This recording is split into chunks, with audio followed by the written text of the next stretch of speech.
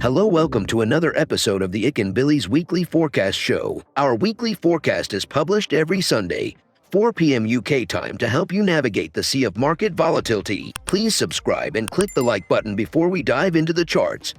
For the DXY, we saw some upwards consolidation this week. Not unexpected. We should see more of it coming in the coming week.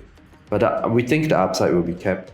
For the bull case, the 93 level should form some kind of resistance for the index. And shortly after, it should dump to the downside to achieve our downside targets.